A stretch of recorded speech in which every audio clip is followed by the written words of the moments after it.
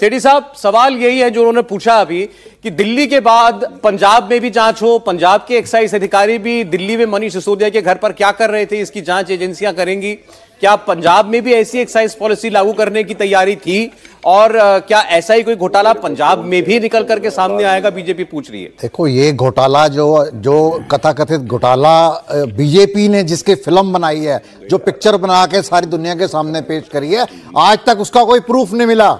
या अब ये कहते हैं कि यहाँ पे इन्होंने लागू होने नहीं दी, एलजी ने लागू, सैकड़ों जो डिबेट्स हो गई उसके अंदर आपको यही बताया गया कि यही पॉलिसी पंजाब के अंदर लागू होनी थी। मैं आपको शराब घोटाले की जो बेसिक जड़ बताता हूं। शराब घोटाला कुछ नहीं है ही कुछ नहीं। जो हरियाणा के अंदर सैकड़ों हजारों करोड़ की शराब जो दिल्ली के अंदर बेची जाती थी, जब ये पॉलिसी आई तो उनका बिजनेस बंद हो गया। उनका बिजनेस ठप होने के बाद उनका जो वहां का शराब बेचने वाले लोग थे वो हरियाणा के मुख्यमंत्री के पास जाते हैं, वो बीजेपी के पास जाते हैं, वो कहते हैं जी इनकी ये पॉलिसी बंद कराओ, हमारा तो रेवेन्यू लॉस हो गया, हमारी तो नंबर 2 की कमाई बंद हो गई।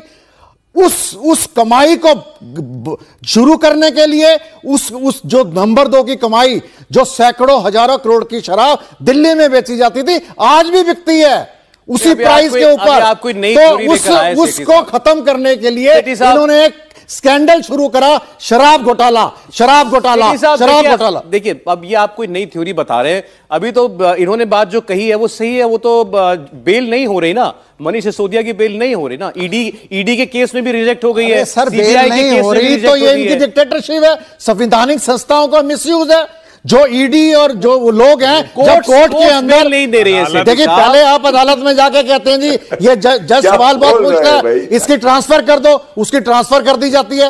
आप देखो ना, आप थोड़ा सोच समझ के बोलिएगा। आप, मैं कह रहा हूं कि ईडी के केस में भी कोर्ट ने बेल नहीं दी, सीबीआई के केस में भी बेल नहीं दी, और ये कहा सीबीआई के केस में तो कि प्राइमा फेसी ये नजर आता है कि मनीष सिसोदिया इस पूरे केस में साजिश के सूत्रधार हैं।